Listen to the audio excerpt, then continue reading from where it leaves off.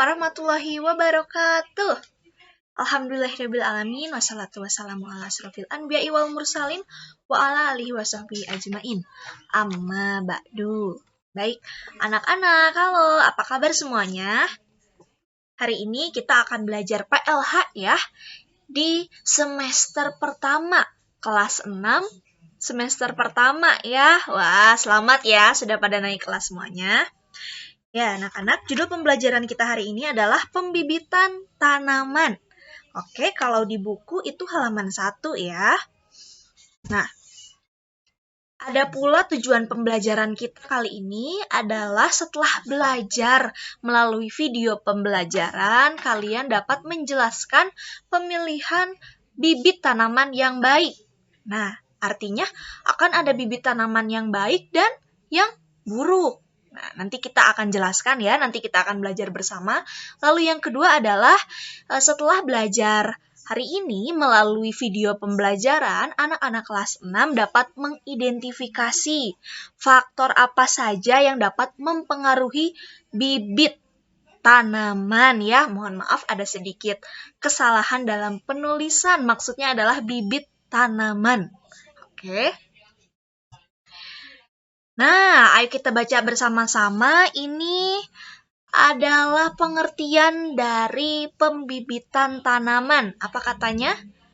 Pembibitan tanaman merupakan usaha atau kegiatan untuk menghasilkan bibit tanaman yang baik. Nah, anak-anak, kalau kita perhatikan di halaman 2, di sini ada tujuan dari pembibitan itu sendiri. Nah, jadi menurut informasi di dalam buku ini, nah sudah Ibu tuliskan di layarnya ya, tujuan dari pembibitan tanaman adalah memperbanyak atau mengembangbiakan suatu jenis tanaman. Tanaman yang bagaimana? Tanamannya bebas ya, mungkin tanaman pangan seperti padi, kacang-kacangan, maupun tanaman hias. Oke, ini adalah tujuan dari pembibitan tanaman. Tadi kita sudah bahas pembibitan tanaman itu apa, lalu kita juga sudah mengetahui tujuan dari pembibitan ini apa ya. Nah, selanjutnya, oke anak-anak perhatikan gambar di samping ini. Coba kita analisis bersama ya. Nih, tanaman ini dia berkembang ya. Dari yang awalnya kecil, nah masih ada di dalam tanah tuh. Dia lama-lama berkembang, nah jadi lebih tinggi. Mana tadi? Nah, dari gambar ini, kira-kira apa hubungannya dengan pembibitan? Coba, ada hubungannya tidak? Ada hubungannya tidak? Ya. Nah, jadi gambar ini atau ya gambar yang bergerak ini menunjukkan dari mana asalnya tanaman yang tinggi ini. Nah, rumput yang sudah lebat ini awalnya dari mana? Awalnya dari ini. Nah, mereka awalnya kecil-kecil ya. Nah, kita bisa sebut itu adalah bibitnya. Oke, selanjutnya kita akan bahas. Nah, tadi di tujuan belajar kita kan mengetahui bibit yang baik. Nah, jadi ada juga ternyata bibit yang buruk. Anak-anak coba semuanya buka halaman 2 ya. Biarpun ini video pembelajaran, tapi kalian harus tetap tertib ya. Coba buka bukunya halaman 2, kita akan bahas bersama-sama. Nah, sudah Ibu salin juga gambarnya di layar. Anak-anak, nah katanya ini ada pun ciri-ciri suatu bibit yang dikatakan baik atau tidak baik. Dapat dilihat dari tabel berikut, halaman 2 ya. Nah, ini ada di buku kalian. Coba nanti kalian baca sendiri ya. Di sini Ibu hanya akan menekankan perbedaannya. Nah, hati-hati, banyak yang suka keliru nih. Nih, yang pertama adalah tanaman induk berbuah lebat. Nah, itu yang baik ya. Kalau tanaman induknya berbuah sedikit, atau bahkan tidak berbuah, nah itu yang buruk atau tidak baik. Kemudian yang sering tertukar. Nih, yang paling terakhir. Bibit atau biji atau umbi, kalau dimasukkan ke dalam air akan, nah, coba Ibu tekankan di sini warna merah ya. Tenggelam. Itu yang baik. Kalau yang buruk bagaimana? Kalau yang buruk, bibitnya ketika dimasukkan ke dalam air akan terapung. Nah, hati-hati ya, tidak boleh tertukar. Harus ingat. Nih, nomor 6 juga. Coba kita lihat lagi. Nah, bunga yang dihasilkan tanaman induk tumbuh secara mulus. Untuk tanaman yang berbunga ya. Kalau yang tidak baik bagaimana? Tumbuhnya kurang bagus atau cepat membusuk. Apanya? Bunganya ya. Oke, nah ini adalah poin-poin yang anak-anak sering tertukar. Nah, karena sudah dijelaskan, hati-hati ya, jangan tertukar lagi. Oke?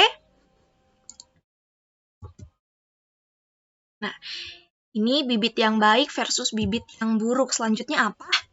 Masih di dalam buku, kalau sekarang di halaman 3. Nah, anak-anak ternyata bibit tanaman juga ada jenisnya. Maksudnya apa nih jenis bibit tanaman itu? Jadi diambil dari mana bibitnya? Ada 2. Yang pertama adalah bibit generatif. Yang pertama bibit generatif, yang kedua adalah vegetatif. Nah, yang pertama gen, yang kedua vegetatif ya. Itu saja untuk cara mengingatnya. Nah, yang generatif itu yang bagaimana? Nih sudah di bold ya, berasal dari biji tumbuhan induk. Kalau vegetatif dari mana asalnya? Dari bagian-bagian tertentu. Bagian-bagian tanaman tertentu ya. Kalian tahu tidak atau mungkin kalian pernah melihat pohon mangga yang dicangkok? Nah, cangkokannya itu termasuk ke dalam bibit vegetatif, oke? Kalau yang generatif bagaimana? Kita balik lagi ya ke bibit generatif. Contohnya, ada padi. Nih, ini contoh bibit padi ya. Lalu yang kedua adalah bibit kedelai. Ini bibit kedelai. Biji-bijian ya. Jangan lupa biji. Lalu biji kacang dan mangga juga. Tadi Ibu bilang mangga dicangkok ya. Tapi ternyata ini bisa, Bu. Jadi bibit generatif. Iya, karena yang ditanamnya adalah bijinya.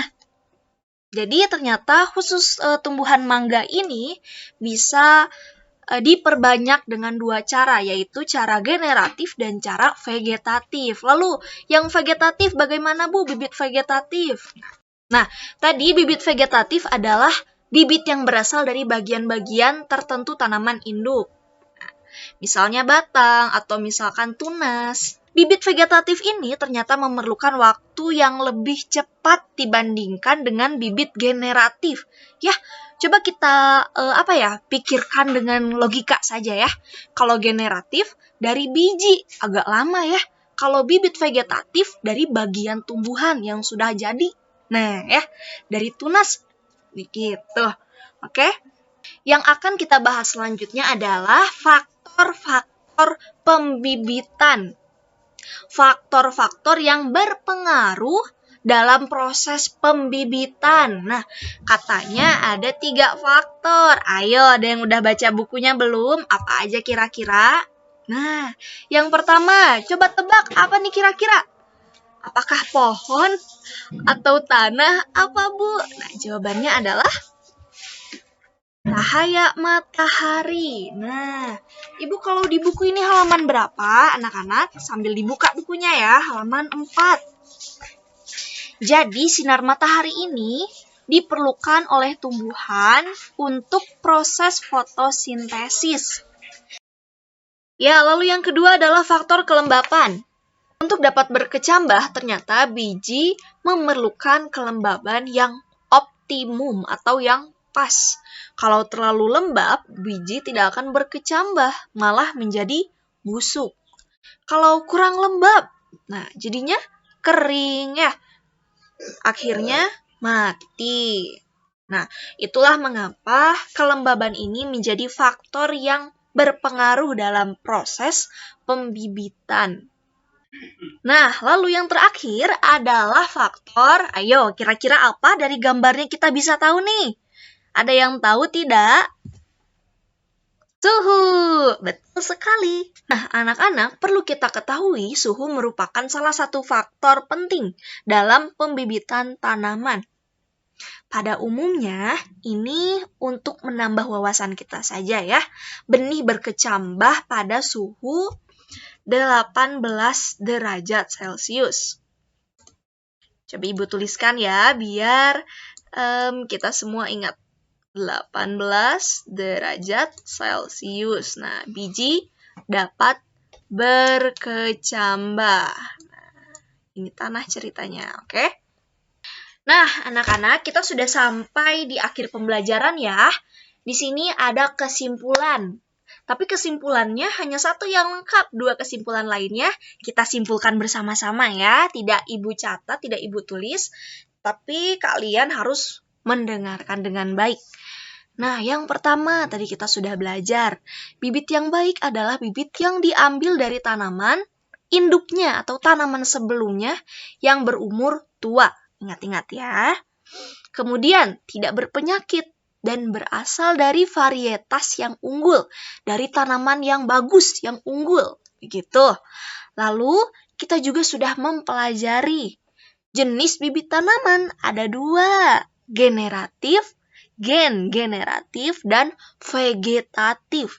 Perbedaannya apa anak-anak? Generatif diambil dari biji, berasal dari biji. Sedangkan vegetatif berasal dari apa? Bagian tumbuhan induknya ya. Lalu, yang ketiga, kita sudah mempelajari faktor yang mempengaruhi perkembangan bibit. Apa saja?